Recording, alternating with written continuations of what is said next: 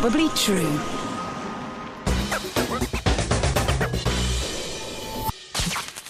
The car will seat 4 people, but it won't swallow 4 people's luggage because the roof mechanism seriously compromises the boot space. Now, over here, I have got 540 litres of crew gear. Now, that will fit into an E-Class saloon, but how much of it will fit into an E-Class convertible? Now, being a lady, I don't lift things myself, so, boys, if you could come and put it in for me, I'll just hold the camera. Can't be that difficult. That's it. Easy does it. Thank you very much. I want to see sweat, yeah?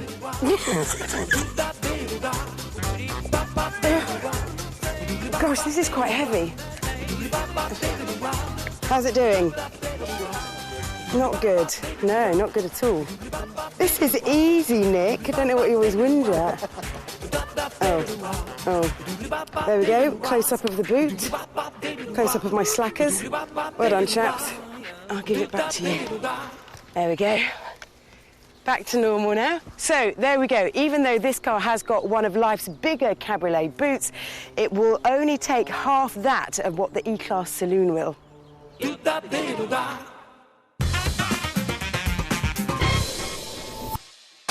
So, the Mercedes-Benz E-Class convertible, this is what you need to know. It's impressively refined, but it's at least a boot space away from being perfect. Still to come, we combine forces with Ross Noble and Charlie Borman for an off-road adventure.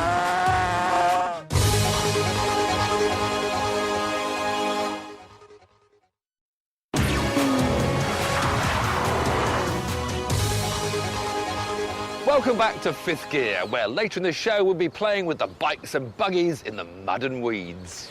But first, here's Johnny, who's been testing the new Audi A8 in the south of France. Double glazing, mood lighting, 4-zone climate control, massaging seats. The brand new Audi A8 is a soft robe and slippers away from being a 5-star spa resort. Tick the right options and it'll probably do a back sack and crack. But despite having a cockpit bathed in luxury, this genre of car could be doomed, because flagship saloons are no longer the only way to spend a fortune on style, on presence and on technology. So is the A8 good enough to prove that executive saloons aren't dead?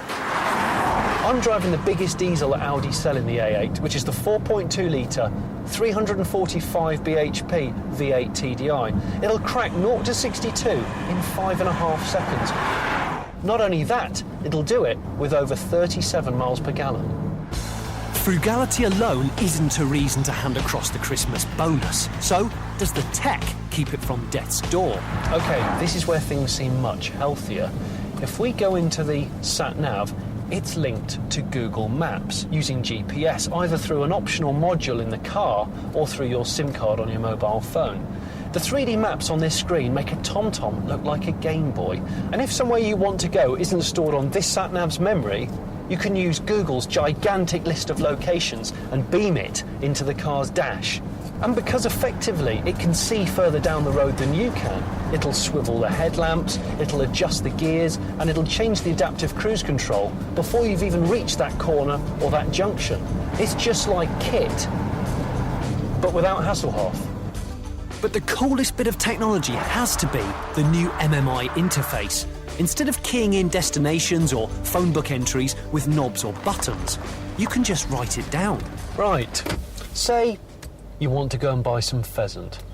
What we do, we go into our little nav, click online destinations, and we're looking for a Google search in the immediate vicinity. And then we have to type in what we want. What do we want? We want pheasant. Where do we get it? Butchers. And what I'm doing is I'm using my finger, my actual finger, to not type, but actually write into this sort of 2-inch squared little pad. And it'll recognise it and it'll say it back to me.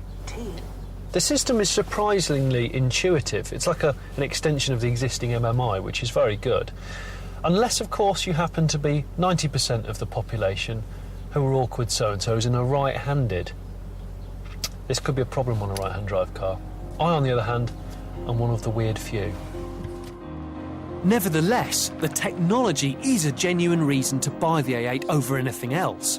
Its MMI computer interface is easier to use than rival systems, and it comes loaded with geeky goodies like solar panels in the sunroof, which can recharge the car's battery. The driving experience needs to be good too, plusher than a cheaper car and leaner than an SUV.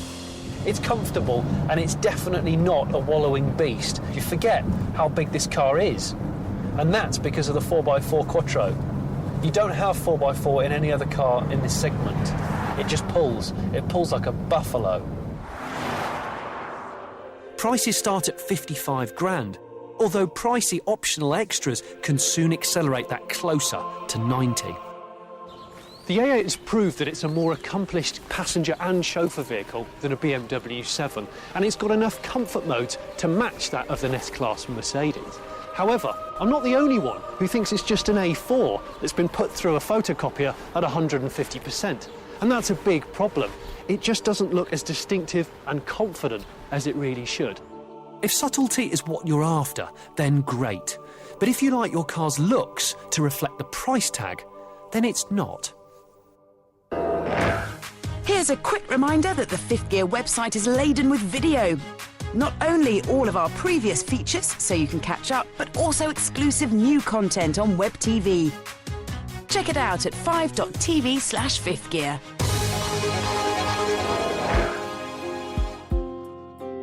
And so to one of our more fun tests, with stand-up comic and mad keen biker Ross Noble and professional adventurer Charlie Boorman. And then it goes like that. We're in the Brecon Beacons at the ultimate off-road playground to go head-to-head in the best off-road boys' toys. There's a pair of £30,000 rage buggies, which can clock 60 in a supercar-style 3 seconds, and a couple of BMW GS Adventures, the toughest off-road bikes on the planet. Right, we've been split into 2 teams. I'm with the Northern team with my mate Ross Noble. Hello. Whilst representing the South with myself and Charles Round the World Boorman. Hello. Now we're going head-to-head in 3 events with our bikes and buggies. Quite obviously, we will win. Of course. But they're going to be quite slow because they've got to put their cravats on and smoke long cigarettes. Challenge 1. It's a driving challenge. 1 lap of this World Rally stage. The Southern Shandy drinkers are going to go first. Are you all happy in there, Charlie? No, I've seen him on telly, and he's a complete nutter. I'm a bit nervous, actually, I must say. 3, 2, 1.